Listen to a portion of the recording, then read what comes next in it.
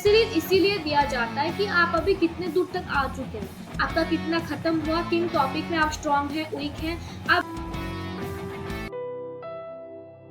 Hi guys, welcome back to my YouTube channel. And आज मैं test series के बारे में बोलूँगी कि टेस्ट सीरीज आपके अभी के प्रिपरेशन के टाइम में कितना इम्पोर्टेंट है। एंड जैसे कि आपको पता है मई में आपका एग्ज़ाम होने वाला, तो करीब आपके पास थ्री मंथ्स ही बाकी है। 3 मंथ्स भी नहीं है, उससे भी कम है। तो आपको अभी बहुत सारे टेस्ट सीरीज देना है। कोई तो अभी डेली टेस्ट सीरीज दे रहा होगा, या फिर डेली में 1-2 बार 3 बार भी देते हैं बच्चे। एंड कोई ऐसे होंगे जो टेस्ट सीरीज बिल्कुल नहीं देते, डर के मारे। वो लोग सोचते हैं कि मतलब अगर एग्ज़ाम देंगे उनका कम मार्क्स आएगा तो कॉन्फिडेंस गिर जाएगा। हाँ, ये होता है कि कम मार्क्स आने से आपका कॉन्फिडेंस गिर जाता है, बट तो इस टाइम पे आप अपने आप को टेस्ट सीरीज के लिए इतना पॉजिटिव रखना है ताकि ये आपको लॉन्ग टर्म में हेल्प करे।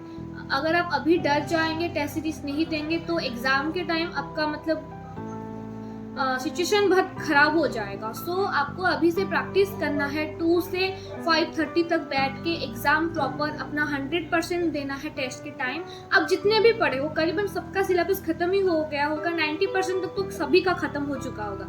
कोई होंगे जिसका 70% 80% होगा, जिन लोगों का नहीं हुआ, और कोई लेट प्रिपरेशन स्टार्ट किया है, उनका थोड़ा प्रॉब्लम चल रहा होगा। तो आप लोग जितना कंप्लीटेड किए हो उतना ही तो टेस्ट हो, वो रिवीजन के जैसा हो जाएगा। आप जितना कंप्लीट किए हो अपना चैप्टर 70% या 80%, उसका टेस्ट सीरीज दोगे तो एक तरफ से उसका भी रिवीजन हो जाएगा। एंड आपको एक बार दूसरा रिवीजन करना नहीं पड़ेगा फुल टाइम। आपको वही टेस्ट सीरीज से ही देख लेना होगा कि आप किन टॉपिक में लैग कर रहा है या फिर कौन सा पार्ट आपको वीक है, तो आप उसमें से देख सकते हैं कि उन चैप्टर में आपको क्या प्रॉब्लम है। ऐसे जिन लोगों का 90% खत्म है, 100% खत्म है, आपको भी यही करना है।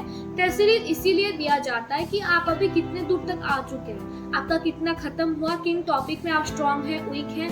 आप जब भी मतलब आप जितना सारा टेस्ट दोगे तो आपको पता चलेगा ना, मतलब डिफरेंट टाइप ऑफ क्वेश्चन आप करोगे तो आपको पता चलेगा कि किस टॉपिक से कौन से टाइप के क्वेश्चंस आते हैं, वो आप कर पाते हैं या नहीं, कितना टाइम लगता है आपको, आप सही से सही प्रोसेस से पकड़ पा रहे हैं। ये और एक प्रॉब्लम होता है कि आप गलत प्रोसेस से भी कर रहे होंगे आंसर, लेकिन वो आंसर सही आ रहा होगा तो आप झिंगा लाला बोल रहे हैं, लेकिन वो नहीं है। आपको टेस्ट सीरीज देने के बाद एनालिसिस करना है, प्रॉपर पोस्टमार्टम करना है कि आपने जो सही किया वो सही क्यों किया। मतलब सही किया तो ठीक प्रोसेस से किया या प्रोसेस से नहीं किए होंगे, ऐसे ही मारते होंगे। कॉन्सेप्चुअल बहुत क्वेश्चन आता है, आपने कुछ ऐसे ही तुक्का लगा दिए होंगे, कॉन्सेप्ट आपको नहीं पता होगा। आप उसको भी एक बार देख लीजिए ताकि एग्जाम में उसके रिलेटेड, अगर उस टॉपिक के रिलेटेड कोई भी क्वेश्चन आता है तो आप सॉल्व कर सकते हैं। तो सिर्फ गलत और जो सॉल्व नहीं कर पाए, जो ऑन अटेम्प्टेड क्वेश्चन के साथ साथ आपको जो सही हुआ उसको भी देखना होगा। जो गलती हुआ, जो सॉल्व नहीं हुआ, ऑन अटेम्प्टेड है, उसको तो आपको करना ही करना है, उसको देखना है क्यों नहीं कर पाए। और जो न्यूमेरिकल्स होंगे उसमें आपको गलती कहाँ हो रहा है, न्यूमेरिकल सॉल्व कैलकुलेशन में गलती हो रहा है या आपने फॉर्मूला रॉन्ग डाला है, आपको फॉर्मूला का एप्लीकेशन नहीं आ रहा है, आपको ये भी टेस्ट सीरीज दिखाएगा कि आपका न्यूमेरिकल्स को कॉन्सेप्ट के साथ कैसे रिलेट कर पा रहे हैं, आप सही फॉर्मूला पुट कर पा रहे हैं या नहीं। बहुत बच्चे का यही प्रॉब्लम होता है फिजिक्स एंड फिजिकल केमिस्ट्री में कि न्यूमेरिकल्स वो करने के टाइम वो कौन से फॉर्मूला अप्लाई होगा, कैसे फॉर्मूला अप्लाई होगा, उनको ये नहीं पता होता है। तो आपको बहुत सारे क्वेश्चन प्रैक्टिस करने हैं एंड PIQs करने हैं एंड टेस्ट सीरीज देने हैं। क्वेश्चन प्रैक्टिस एक तरफ से आप यही कर सकते हैं रिवीजन के टाइम कि जो आपने पहले सॉल्व किया है उसको ही आप बार बार सॉल्व करें। मतलब उस टाइम पे मैं पहले भी अपने वीडियो में बोल चुकी हूँ कि जो आपने प्रीवियस में क्वेश्चन प्रैक्टिस किए होंगे उसमें मार्क कर दिए होंगे ना कि ये आपका सॉल्व नहीं हुआ, ये इसमें आपको प्रॉब्लम है, उसको ही रिवीजन करना है, सारे क्वेश्चन आपको नहीं करना है। तो टेस्ट सीरीज में भी ऐसा कि आप जो भी ऑन अटेम्प्टेड है, वीक है, आज आपने एक टेस्ट सीरीज दिए तो नेक्स्ट डे में उस टेस्ट पेपर को आपको देखना है फिर से कि आपने क्या गलती किया। बार बार एक वीक खत्म होने के बाद फिर से आप टोटल वीक के देखोगे कि आपका आज इस वीक में आपका क्या क्या गलती हुआ, आप क्या क्या सीखे, ये आपको याद रहा या नहीं। ऐसे मंथ के एंड में भी आपको करना है, सारे टोटल मंथ में जितने टेस्ट दिए हैं उसको फिर मतलब देखना है कि आप मतलब याद रख पा रहे हैं या नहीं तो फिर भूल जाएंगे। आज जो आपने गलती की सीखी वो कल अगर रिवीजन नहीं करेंगे, एक वीक के बाद रिवीजन नहीं करेंगे, आपको याद कैसे रहेगा? शॉर्ट टर्म मेमोरी है नहीं, आपको लॉन्ग टर्म में याद रखना है। 3 महीने बाद आपको एग्जाम के टाइम ये हिट करना चाहिए कि आपने ये गलती किया था टेस्ट सीरीज के टाइम।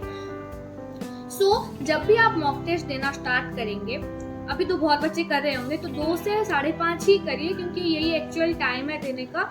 इस टाइम में आपका ब्रेन सबसे ज़्यादा चलना चाहिए दिन में, क्योंकि इस टाइम पे ही आपका टेस्ट सीरीज होगा। एंड यही बहुत खतरनाक पीरियड ऑफ टाइम होता है। लंच के बाद आपको नींद आता है, तो आप ऐसे हैबिट बना लीजिए कि 2 से 5.5 आपको क्वेश्चन प्रैक्टिस ही करना है। अगर आप आज टेस्ट नहीं देना है, तो इस टाइम पे आप पर्टिकुलरली डिवाइड कर लीजिए। 2 से 3 आपको, या फिर 2 से 2.5 आपको बायोलॉजी का क्वेश्चन प्रैक्टिस कर लीजिए, उसके बाद केमिस्ट्री, उसके बाद फिजिक्स क्वेश्चन प्रैक्टिस कर लीजिए। लेकिन 2 से 5.5 जैसे भी आपको ब्रेन को सबसे ज़्यादा चलना चाहिए, ये आपको मेंटेन करना है। एंड अभी से आपको ये स्टार्ट करना होगा, ताकि एग्जाम के टाइम सबसे प्रोडक्टिव टाइम आपका यही हो। मॉक टेस्ट के हिसाब से, मॉक टेस्ट के मार्क के हिसाब से मैं 3 ग्रुप्स में डिवाइड करूंगी। जिन लोगों का 500 से नीचे है उनको क्या करना है, 500 to 600 एंड 600 से ज़्यादा। जिन लोगों का 500 से कम आ रहा है, शायद आपका बहुत सारा silly mistakes and conceptual problem होंगे, तो आपको वो जो टॉपिक में गलती हो रहा है उसके साथ आप तो रिविजन कर रहे होंगे। जो टॉपिक आपका गलती हो रहा है उस टॉपिक में देख लीजिए कि उस टाइम क्यों गलती हो रहा है, आपने क्या एक गलत कंसेप्ट रख लिया या आपको कंसेप्ट आता ही नहीं है। उस कंसेप्ट को आप रिवीजन कर लीजिए, उसमें 5-6 क्वेश्चन प्रैक्टिस कर लीजिए, वो टॉपिक आपका हो गया। ऐसे ही अगर सब टॉपिक के हार्डवर्क, आपको ना स्मार्टली हार्डवर्क करना है। ऐसे सिर्फ हार्डवर्क एंड स्मार्ट वर्क नहीं होता, स्मार्टली हार्डवर्क करना है। आपको जल्दी देखना है, जितना जल्दी आप कोई भी चीज़ एक्सेप्ट कर पाएंगे, देन वो लॉन्ग टर्म में आपको हेल्प करेगा। 500 से कम है, आप लोग ऐसे कीजिए, एक वीक में आप 1-2 टेस्ट दे सकते हैं। एक तो देना ही है, 2 टेस्ट भी दे सकते हैं अगर आपका सिलेबस खत्म हो चुका है। तो ऐसे आप अपना मार्क्स इंक्रीज कर सकते हैं। आप अगर कोई स्टेट में तो 550 से ज़्यादा भी आ जाता है, 550 से ज़्यादा आने से आपका सिलेक्शन हो जाता है। फिर भी अगर आप जनरल देखोगे तो 600 से ज़्यादा आप सेफ हैं। तो आप अगर हार्डवर्क करते हैं, स्मार्टली हार्डवर्क करते हैं, जैसे बताया गया वैसे करते हैं, देन आप 600 क्रॉस कर जाएंगे एंड सिलेक्शन ले आएंगे। एंड जिन लोगों का 500 से 600 है, तो आप ज़्यादा खुश मत हो कि आपका इस बार हो जाएगा। 550 से ज़्यादा जिन लोगों का आ रहा होगा, शायद उनका ये हो सकता है वो ओवर कॉन्फिडेंट हो जाते हैं कई बार कि हाँ हमारा हो जाएगा। लेकिन हाँ ठीक है, कॉन्फिडेंस बिल्ड रखो, मेंटेन रखो, लेकिन ओवर कॉन्फिडेंट मत हो। एग्ज़ाम के टाइम जब भी मॉक टेस्ट दे रहे हो, ये सोचो हाँ ये मेरे को आता है, ठीक है। कॉन्फिडेंस एक टाइम पे ठीक है, लेकिन इतना भी ओवर कॉन्फिडेंट मत हो जाओ कि सिली मिस्टेक ही कर डालो। ये 500 से 600 वालों को यही प्रॉब्लम है, कॉन्सेप्चुअल उतना फॉल्ट नहीं होता। 1-2 क्वेश्चन जो थ्योरी का आता है वो गलती होता है, या फिर न्यूमेरिकल्स में गलती आ रहा होगा, कैलकुलेशन मिस्टेक उनका आ रहा होगा, या फिर सिली मिस्टेक, अच्छे से पढ़े नहीं, यस का नो है, नो का यस है। जो स्टेटमेंट के क्वेश्चन आता है, इनमें से गलती वाला चूज करो, लेकिन वो सही वाला चूज कर दिए होंगे। ऐसे सिली मिस्टेक्स बहुत सारे होते हैं इन लोगों का। हालांकि सिली मिस्टेक का एक और वीडियो में डाल दूंगी, का अलग-अलग टाइप का सिली मिस्टेक है, ये तो मैं कॉमन बोली।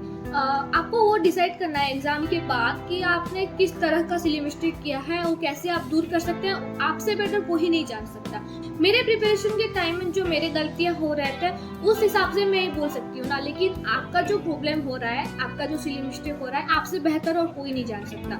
तो उसको ही बेटर आप खुद ही कर सकते हैं। देखो कि आप उसको कैसे सिली मिस्टेक को बहुत कम कर सकते हैं। आप एग्जाम के टाइम ऐसे क्या सोच रहे हैं कि आपका सिली मिस्टेक हो रहा है, आपको कैसे हैंडल करना है, ये सब आपको सोचना होगा। एंड रिवीजन के साथ साथ आप टेस्ट सीरीज दीजिए। हाँ, आप एक दिन में एक टेस्ट दे सकते हैं, पूरा टोटली एक दिन में एक टेस्ट दीजिए, अच्छे से उसका एनालिसिस कीजिए, रिवीजन करिए, जो टॉपिक नहीं हो रहा है उसको याद रखिए एंड कॉन्फिडेंस बिल्ड रखिए एंड चलते जाइए एग्जाम तक। 600 से जिन लोगों का मार्क्स आ रहा है, उन लोगों के लिए भी वही कॉन्फिडेंस के बारे में बोलूँगी, ओवर कॉन्फिडेंट मत होना। यही सबसे प्रॉब्लम है कुछ बच्चों का होता है। मॉक टेस्ट में वो लोग बहुत अच्छा करते हैं, लेकिन एग्जाम के टाइम घट जाता है, उनका मार्क्स बहुत घट जाता है, ओवर कॉन्फिडेंट हो जाता है, या फिर बहुत ज़्यादा एनएक्सियस हो जाता है। एनएक्सियस बहुत लोग हो जाते हैं बिकॉज एग्जाम अभी जो मॉक टेस्ट दे रहे हो आप लोग घर में बैठ के दे रहे हो, या फिर हाँ अगर आप लोग कोचिंग इंस्टीट्यूट में दे रहे हो, ऑफलाइन ही टेस्ट दे रहे हो, तो आपको उतना ज़्यादा प्रॉब्लम नहीं होगा एग्जाम में। कुछ लोगों का प्रॉब्लम रहता है कि वो अकेले बैठने से वो माहौल नहीं आता एग्जाम वाला, तो वो एग्जाम में ज़्यादा एनएक्सियस हो जाता है। तो ट्राई करो कि आप कोचिंग इंस्टीट्यूट में तो अभी सारे ही ऑफलाइन दे रहे होंगे, कुछ लोग ऑनलाइन दे रहे होंगे, मतलब घर पे बैठ के एग्जाम दे रहे होंगे, तो सही है, कोई प्रॉब्लम नहीं। मैं भी ऑनलाइन एग्जाम मैं भी घर पे बैठ के एग्जाम दे रही थी। आपको यही सोचना है कि आपको इतना टाइम है, इतना क्वेश्चन करना है, मेरे को पूरा अपना 100% देना है, तो आप एनएक्सियस नहीं होगे, इधर भी नहीं होगे कि एग्जाम हॉल पे भी आप नहीं होगे। 600 से ज़्यादा आ रहा है, आप तो एक टेस्ट दे, आपको कंपलसरी है एक दिन में एक टेस्ट दो आप। जितना ज़्यादा टेस्ट दोगे उतना तो बेटर होगा, उतना ज़्यादा मार्क्स आप ला सकते हैं। कोई बच्चे 2-3 भी दे देते हैं जिनका मतलब खत्म हो जाता है सिलेबस। मतलब इतना भी ज़्यादा टेस्ट सीरीज मत दो कि एक लिमिटेशन आ जाएगा, एक सिचुएशन आ जाएगा, आपको और टेस्ट देने का मन ना करे। इसलिए मैं बोल रही हूँ एक दिन में एक टेस्ट दो। क्वेश्चन प्रैक्टिस कर सकते हो इंडिविजुअली कि हाँ आपको फिजिक्स में थोड़ा प्रॉब्लम आ रहा है, 150 से ज़्यादा नहीं आ रहा है, तो फिजिक्स का पेपर उठा लो, सॉल्व कर लो 1.5 घंटे में या फिर 1 घंटे में। ऐसे केमिस्ट्री, बायोलॉजी, जिनका जो भी सब्जेक्ट में प्रॉब्लम आ रहा है, आप इंडिविजुअली ऐसे उठा सकते हो एक टेस्ट खत्म करने के बाद। हाँ गाइस, टेस्ट सीरीज के बारे में, मॉक टेस्ट के बारे में, कैसे आपको मॉक टेस्ट देना है, किन रेंज के बच्चों को कैसे टेस्ट सीरीज देना है। फिर भी अगर कोई भी आपका डाउट्स रहता है तो कमेंट सेक्शन में प्लीज़ बताइए, या फिर पर्सनली बात करना है तो आप इंस्टाग्राम के थ्रू भी मेरे साथ कांटेक्ट कर सकते हैं। एंड हाँ, सिली मिस्टेक के जो कैसे दूर रखें, सिली मिस्टेक को कैसे दूर रखें, उसके ऊपर भी मैं एक वीडियो बना दूंगी। स्मार्टली हार्ड वर्क करना सीखो कि आप स्मार्टली सब चीज़ों को कैसे हैंडल कर सकते हो, क्योंकि ये आपको बहुत हेल्प करेगा आगे भी। एंड MBBS करिकुलम में ये हेल्प करता है, बहुत हेल्प करता है। जहाँ भी आप जाओगे, मेडिकल फील्ड ही तो जा रहे हो, तो मेडिकल में ही आप जाओगे, तो ये आपको बहुत हेल्प करेगा। स्मार्टली हार्ड वर्क करने की ट्राई करो। Thank you.